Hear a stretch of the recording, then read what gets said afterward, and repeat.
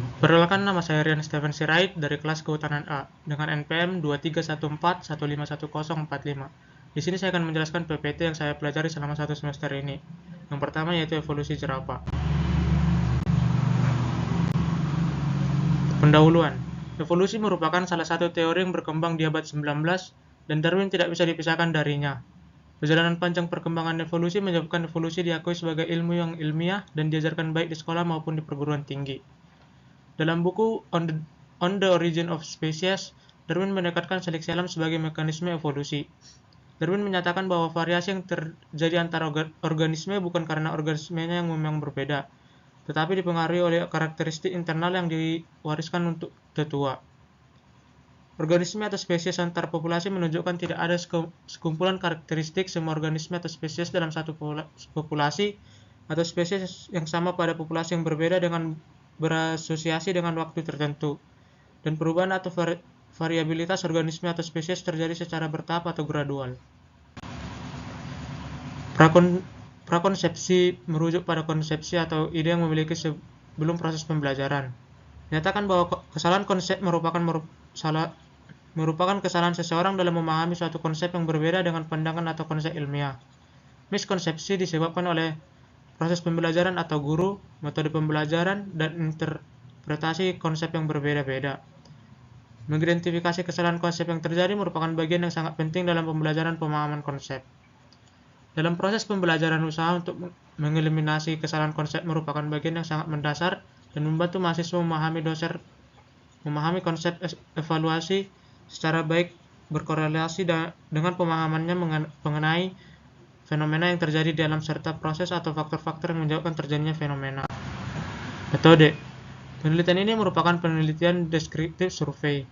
Responden dalam penelitian ini sebanyak 50 mahasiswa jurusan biologi FMIPA IKIP Mataram yang sudah menempuh mata kuliah evolusi. Data diperoleh menggunakan kuesioner yang terdiri dari 10 pernyataan. Dan kemudian ukuran tingkat miskonsepsi mahasiswa tentang evolusi dianalisis menggunakan Certainty of Response Index. Masing-masing item pertanyaan atau pernyataan terdiri dari jawaban benar dan salah. Setelah responden memberikan jawaban pada salah satu jawaban yang ada, kemudian responden memberikan alasan terhadap jawaban yang dipilihnya dengan cara memberikan tanda centang pada kolom CRI. Hasil. Evolusi merupakan teori tentang asal-usul makhluk hidup. Semua mahasiswa menjawab benar dengan presentasi CRI, yaitu 38% yakin dan 62% sangat yakin. Respon yang diberikan oleh mahasiswa tersebut menunjukkan bahwa mahasiswa mengalami miskonsepsi tentang definisi evolusi. Wayne dan Foley menyatakan bahwa evolusi tidak berkaitan dengan asal-usul makhluk hidup, tetapi evolusi bermakna perubahan dari waktu ke waktu atau perubahan materi genetik dari generasi ke generasi, atau National Academy of Science 2008. Sehingga Solomon, Burke dan Martin menyatakan bahwa evolusi berkaitan dengan perubahan frekuensi gen dalam suatu populasi dari waktu ke waktu. Evolusi merupakan teori yang tidak dapat dibuktikan atau diaplikasikan. Sebanyak 38 mahasiswa menjawab benar dengan presentasi CRI, yaitu 14% menebak, 6% sangat tidak yakin, 16% tidak yakin, 22% yakin, dan 18% sangat yakin. Dan 12 mahasiswa menjawab salah dengan presentasi 2% tidak tahu, 4% menebak, 4% sangat tidak yakin, 6% yakin, dan 4% sangat yakin. Berdasarkan respon yang diberikan mahasiswa tersebut, untuk item nomor 2 ini, terdapat 45 mahasiswa yang mengalami miskonsepsi atau terdapat 5 mahasiswa yang memahami konsep bahwa evolusi bukanlah teori yang tidak dapat dibuktikan dan diaplikasikan. Evolusi sama dengan ilmu yang lain, yaitu dibangun berdasarkan kaidah atau metode ilmiah. Kajian yang dilakukan Darwin tentang alam yang menunjukkan bahwa Darwin telah membangun sebuah ilmu dan filsafat biologi sama dengan apa yang dilakukan oleh ilmuwan-ilmuwan terdahulu, seperti Robert Hooke yang menemukan sel dengan menggunakan mikroskop, Linnaeus dengan sistem klasifikasinya, Konrad Lorenz atau Karl Popper. Evolusi sebagai ilmu tidak hanya bersifat teoritis, tetapi juga dapat dibuktikan dan diaplikasikan. Senada dengan Van Gerutel menyatakan bahwa Darwin merupakan pengamat yang baik. Dari buku On the Origin of Species tersebut, Darwin meletakkan dua prinsip dasar evolusi, yaitu pewarisan yang dimodifikasi dan seleksi alam. Prinsip pewaris dimodifikasi diperkuat oleh temuan Mendel melalui dua hukum genetika, meskipun istilah tersebut tidak digunakan oleh Darwin dan Mendel, melainkan oleh Johansen. Manusia tidak mengalami evolusi dengan persentase 12%. 2% menebak, 18% sangat tidak yakin, 4% tidak yakin, 14% yakin, 34% sangat yakin, dan 8% menjawab dengan persentase CRI, 16% menebak, dan 10% sangat tidak yakin. Respon mahasiswa tersebut, item nomor 3 ini menunjukkan sebagian besar mahasiswa mengalami miskonsepsi, atau dengan kata lain, penataan dari 50 responden atau mahasiswa, terdapat 24 mahasiswa yang memahami bahwa manusia tidak memiliki evolusi dengan persentase 48%. Item nomor 3 ini berkaitan dengan item nomor 1, yaitu evolusi merupakan teori tentang asal-usul makhluk hidup, atau definisi evolusi. Manusia tidak mengalami evolusi meskipun secara fisik terjadi perubahan pada manusia itu sendiri, seperti perubahan dari zigot sampai menjadi individu, tetapi perubahan tersebut bukanlah perubahan yang dimaksudkan dalam evolusi, melainkan perubahan materi genetik dari waktu ke waktu. Populasi yang melimpah dan keterbatasan sumber daya menyebabkan organisme dalam populasi tersebut tidak berjuang mempertahankan hidupnya, dan organisme yang memiliki kemampuan adaptasi lebih baik akan mempertahankan kehidupannya. Respon yang diberikan oleh mahasiswa terdapat item nomor 5 ini menunjukkan bahwa mahasiswa mengalami miskonsepsi secara tradisional bahwa teori evolusi Darwin terjadi pada tingkat individu, tetapi dalam perkembangannya bahwa konsep tersebut berubah bahwa evolusi terjadi pada tingkat populasi.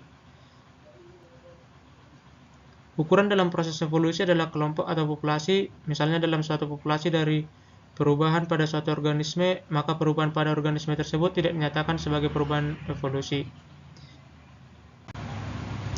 Simpulan. Proses pembelajaran memiliki dua sisi. Pertama, dapat menyebabkan miskonsepsi, dan yang kedua sebagai cara untuk menghilangkan atau mengeliminasi miskonsepsi itu sendiri. Dan inilah menjadi inti pembelajaran yang sebenarnya. Berdasarkan hasil penelitian yang menyatakan bahwa mahasiswa mengalami miskonsepsi tentang evolusi atau memiliki pemahaman yang rendah tentang evolusi.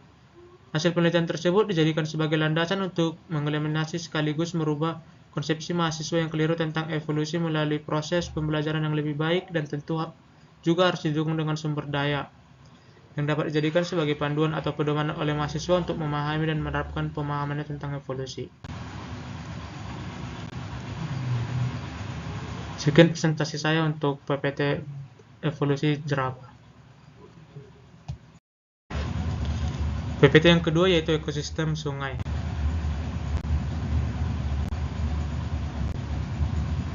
Pendahuluan. Indonesia merupakan negara yang memiliki keanekaragaman tertinggi setelah Brazil. Salah satunya adalah kekayaan sumber daya ikan. Biodiversitas jenis ikan di Indonesia menurut Suarsono ada 3.424 jenis dengan jumlah suku 237. Keanekaragaman jenis ikan Sungai Belawan dahulu cukup tinggi karena memiliki ekosistem mangrove cukup bagus dan alirannya langsung bermuara ke Selat Malaka. Limbah perusahaan apabila dibuang ke perairan tentunya menimbulkan pencemaran pada badan air. Hal ini tentu akan berdampak terhadap keberadaan ikan yang ada di Sungai Belawan. Metodologi penelitian. Penelitian ini dilaksanakan pada bulan Oktober sampai Desember 2019. Lokasi penelitian pada Sungai Belawan, Kelurahan Belawan Cicanang, Kecamatan Bendan Belawan, Kota Medan, Provinsi Sumatera Utara.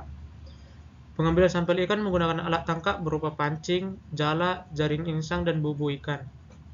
Pengukuran parameter kualitas air dilakukan 1 kali pada setiap bulannya. Kemudian data hasil pengukuran dirata-ratakan.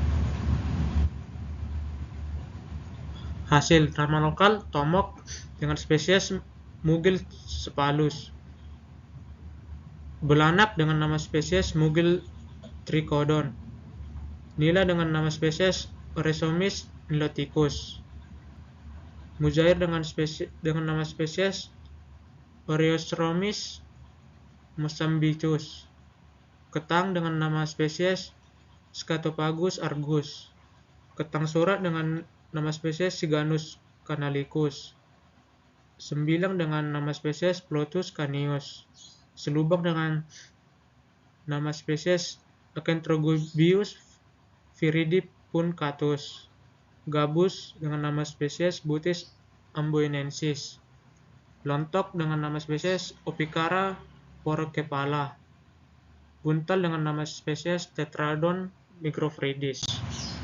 Pembahasan. Perbedaan keanekaragaman jenis ikan pada masing-masing stasiun dipengaruhi oleh kondisi lingkungannya. Tinggi rendahnya keanekaragaman jenis dipengaruhi oleh banyak faktor, dan salah satu faktor adalah kualitas lingkungan. Salah satu jenis ikan yang paling banyak tertangkap dan didapat di semua lokasi penelitian yaitu ikan seriding atau Ambasis nalua sebanyak 28 individu. Menurut hasil analisis indeks keanekaragaman, ikan pada ketiga stasiun pengamatan termasuk kategori sedang. Hasil analisis terhadap nilai indeks keseragaman yang diperoleh menunjukkan komunitas tertekan dan labil. Keseragaman antar spesies sangat berbeda dan salah satu spesies yang mendominasi. Kesimpulan. Hasil analisis indeks keanekaragaman, indeks keseragaman, dan indeks dominasi ikan di Sungai Belawan menunjukkan kondisi yang stabil. Hal ini mengindikasi beberapa faktor kualitas air masih mendukung keberadaan habitat ikan, namun kualitas perairan telah mengalami pencemaran logam berat dengan kategori sedang. Kondisi ini membutuhkan pemantauan secara berkala terhadap keanekaragaman ikan untuk menjamin kemantapan ekosistem dan keberlanjutan sumber daya ikan. Yang ketiga yaitu PPT, pengaruh lama fermentasi kefir susu kambing terhadap mutu hedonik, total bakteri asam laktat, dan total kamir dan pH.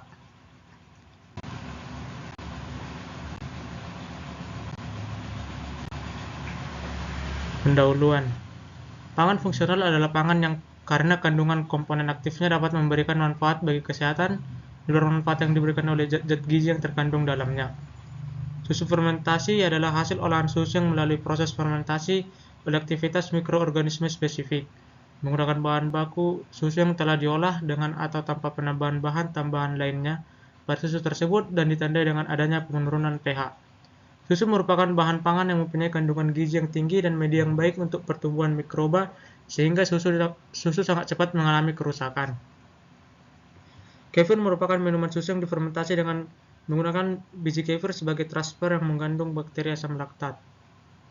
Kefir memiliki banyak manfaat, di antaranya kefir dapat menghambat pertumbuhan tumor lebih efektif daripada yogurt, mampu menjaga pencernaan dari serangan bakteri patagon, menjaga metabolisme dan fungsi imun, serta menjaga kadar kolesterol dalam darah. Metode penelitian. Proses pembuatan kefir mengikuti metode OH dan Cekindi dengan modifikasi. Susu kambing segar dipasteurisasi pada suhu 70 derajat Celcius selama 15 detik dan diturunkan suhunya sampai pada suhu kamar, yaitu kurang lebih 27 derajat Celcius. Kemudian diinokulasi dengan biji kefir sebanyak 5% dan diaduk hingga rata. Setelah itu dituangkan ke dalam wadah plastik atau toples yang steril dan diinkubasi pada suhu kamar kurang lebih 27 derajat Celcius. Sesuai perlakuan lama fermentasi yaitu selama 12 jam, 24 jam, selama 36 jam, dan 48 jam. Sehingga susu mengental menjadi kefir. Kefir ini kemudian disaring untuk memisahkan biji kefir dan substrat kefir dan selanjutnya dilakukan pengujian. Sampel kefir susu kambing diencerkan menggunakan NaCl 9 ml, kemudian dilanjutkan pengenceran hingga 10-8. Pada 3 seri pengenceran terakhir, sampel tersebut diambil masing-masing 1 ml dan dituangkan ke dalam cawan petri yang kemudian diisi dengan media MRSA. Media MRSA dituangkan pada cawan yang telah berisi sampel tersebut, lalu diinkubasi dengan suhu 37 derajat Celcius. Pertumbuhan kolon pada setiap cawan dihitung dengan angka TPC dengan mengalihkan jumlah koloni rata-rata dengan faktor pengenceran yang digunakan, koloni forming unit atau mililiter atau koloni atau meter. Hasil dan pembahasan. Hasil bisa dilihat pada tabel. Pembahasannya yaitu perbedaan warna pada susu fermentasi disebabkan karena adanya kandungan lemak yang berbeda. Bakteri asam laktat atau BAL berperan dalam perubahan kadar lemak dengan susu fermentasi yang nantinya dapat menyebabkan perubahan warna karena proses fermentasi. Perolehan skor aroma tertinggi dimiliki oleh perlakuan T3 yaitu fermentasi 36 jam dan perolehan skor terendah pada perlakuan T4 yaitu fermentasi 48 jam. Aroma yang timbul pada susu fermentasi disebabkan adanya asetaldehid, diasetil, asam asetat, serta asam-asam lainnya dalam jumlah kecil. Dari perolehan skor rasa, perlakuan T3 paling banyak disukai oleh panelis karena memiliki asam yang cukup. Semakin lama waktu fermentasi menghasilkan kefir yang semakin asam, pembentukan asam organik. Kombinasi alkohol dan karbon dioksida menghasilkan buih. Perlakuan lama fermentasi menyebabkan pertumbuhan bakteri yang semakin banyak dan seharusnya berbanding lurus dengan sensasi soda yang dihasilkan. Tekstur agak kental yang dimiliki kefir terjadi karena kondisi asam sehingga membuat protein susu atau kasein menggumpal. Penilaian keseluruhan atau overall dapat dikatakan gabungan dari yang tampak seperti warna, aroma, asam, sensasi soda, dan kekentalan. Lama fermentasi mempengaruhi pertumbuhan bakteri dan ragi pada kefir yang berdampak pada rasa kefir karena total asam yang dihasilkan.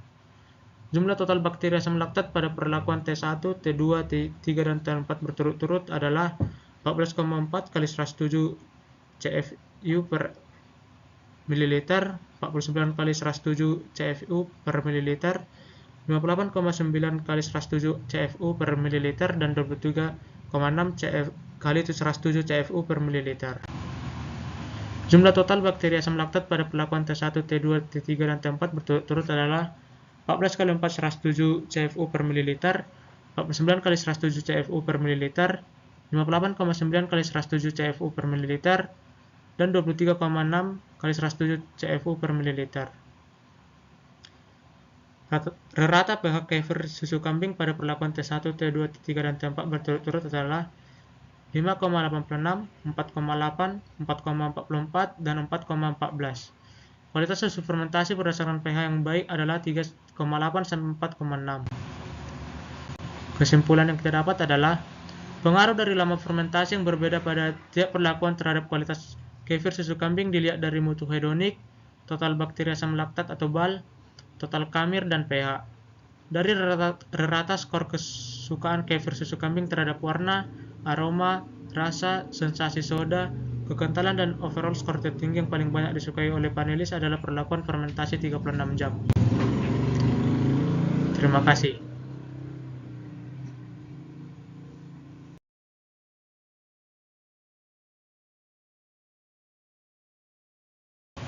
Dan materi yang terakhir adalah keanekaragaman spesies amfibi dan reptil di kawasan Suaka Margasatwa, Sermo, Daerah Istimewa Yogyakarta.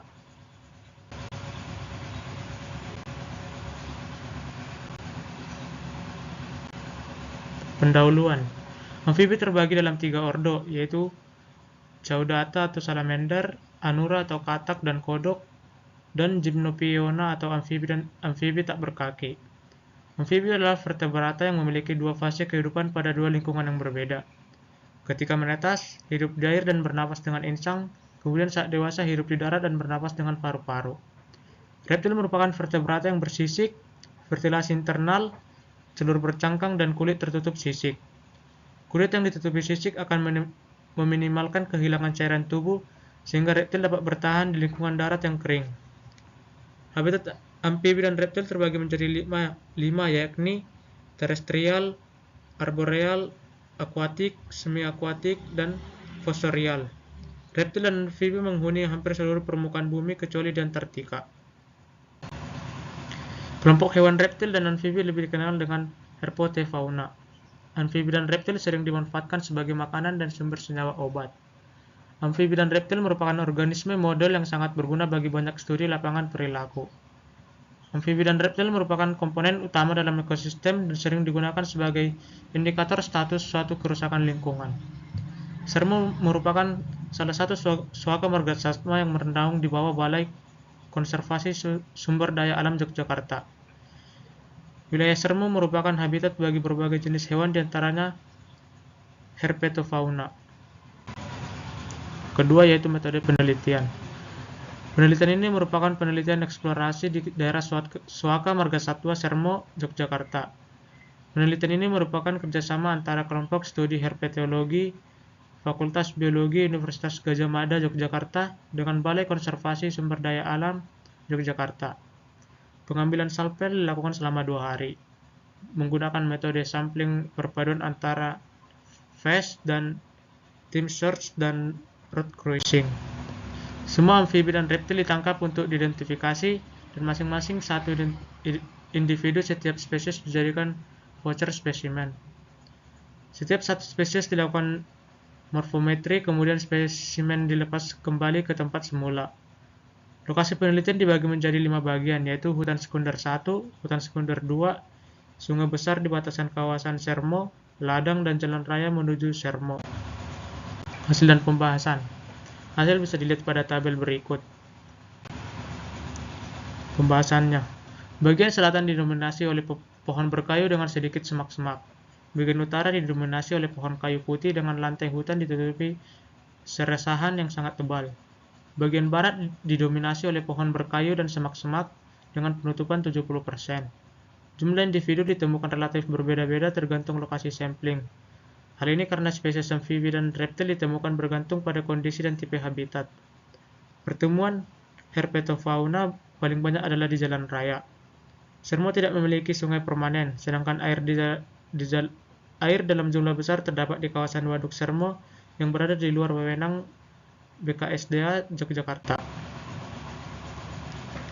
Persebaran amfibi dan reptil di kawasan Sermo dapat dilihat pada peta gambar 2. Sermo dan Waduk Sermo dipisahkan oleh jalan raya, sehingga sebagian besar individu yang ditemukan sedang melintas atau menyeberangi jalan raya di antara kedua lokasi ini. Pada awal pembuatannya, kawasan hutan Sermo merupakan hutan negara dengan fungsi sebagai hutan produksi. Fungsi kawasan hutan dirubah menjadi hutan lindung. Pada Sermo masih sering dijumpai penyerobotan lahan pada petak tertentu dan dijadikan areal tumpang sari. Perburuan satwa juga masih terjadi karena keadaan Sermo sendiri yang sangat mudah dimasuki oleh penduduk sekitar. Dapat kita lihat beberapa spesimen yang berhasil didokumentasikan secara jarum jam dari kiri ke atas. Penutup yang bisa kita ambil yaitu herpetofauna yang dijumpai di kawasan Sermo yaitu 5 jenis katak dan kodok anggota ordo Anora, 9 jenis kadal anggota subordo Lacertilia, dan 4 jenis ular anggota subordo Serpentes. Data yang diperoleh dalam penelitian ini sudah cukup mewakili beberapa habitat di Sermo. Sekian hasil presentasi saya selama 1 semester ini. Saya ucapkan terima kasih.